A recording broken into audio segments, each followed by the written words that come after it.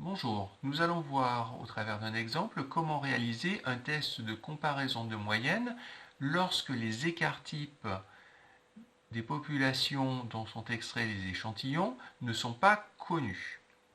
Ce test, on l'appelle test T de Student.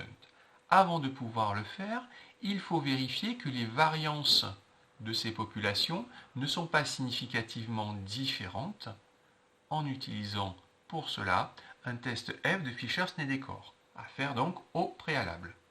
Donc ici, nous allons comparer le GMQ 3015 de porc sur deux populations, l'une élevée en été, l'autre en hiver.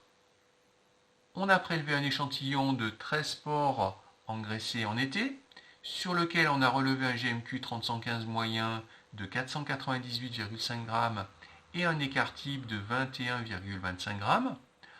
On a prélevé un échantillon aléatoire de 17 porcs engraissés en hiver, sur lequel on a relevé un GMQ moyen 3015 de 527,1 g et un écart type de 15,41 g. Au vu de ces échantillons et au risque de 5%, peut-on affirmer que la période d'engraissement n'a pas d'influence sur le GMQ 3015 des porcs?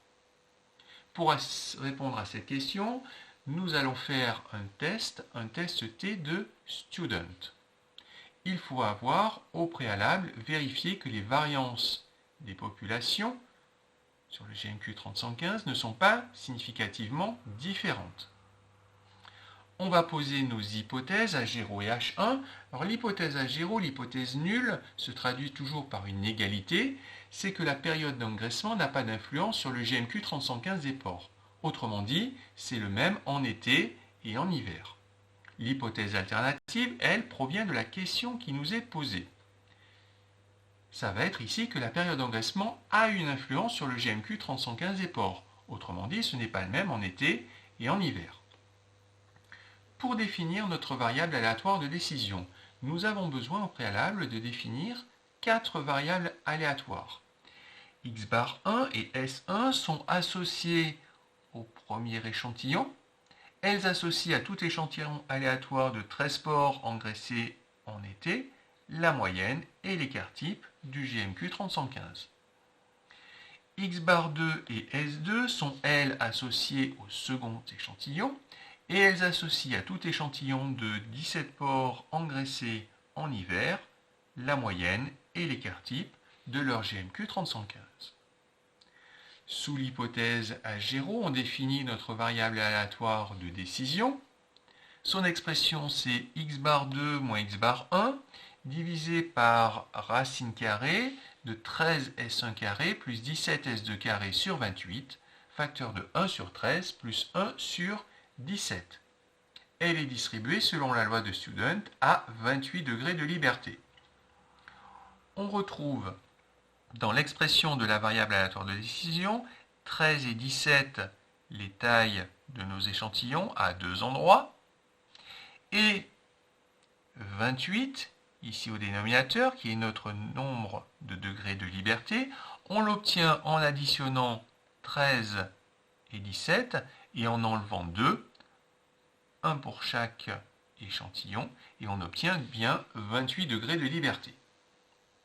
Sur nos échantillons, notre variable aléatoire de décision prend pour valeur 4,13. D'après l'hypothèse H1, nous avons un test bilatéral. Il va donc falloir déterminer les valeurs critiques. Comme on est avec une loi de Student, ces valeurs critiques, elles sont opposées. Il nous suffit donc de connaître la valeur positive pour avoir la valeur négative qui va être l'opposé de la première valeur critique. On se fixe un risque à 5% comme très souvent et on détermine avec les fractiles de la loi de Student nos valeurs critiques. Donc la première, la positive, on la note T28 0,975, elle vaut 2,05. On l'obtient avec la TI, avec la fonction inft, qui est en fait la fonction d'anti-répartition. On entre les paramètres 0,975 et 28. La Casio, elle, fonctionne avec la fonction d'anti-répartition. Donc attention, c'est 0,025 au lieu de 0,975 qu'il faut rentrer, puis 28, le nombre de degrés de liberté. Maintenant, nous pouvons faire notre schéma et notre règle de décision. Si la valeur calculée est comprise entre moins 2,05 et plus 2,05, nous allons accepter H0 et sinon la rejeter. Ici, notre valeur calculée est de 4,13. Elle est donc supérieure à 2,05, la borne supérieure de notre intervalle où on accepte H0. On va donc rejeter l'hypothèse H0, donc considérer que c'est H1 qui est vrai. Ce qui signifie qu'au vu de ces échantillons et au risque de 5%, on ne peut pas affirmer que la période d'engraissement n'a pas d'influence significative sur le GMQ 3015 des pores. Autrement dit, on peut dire que la période d'engraissement a une influence significative sur le GMQ 3015 des pores.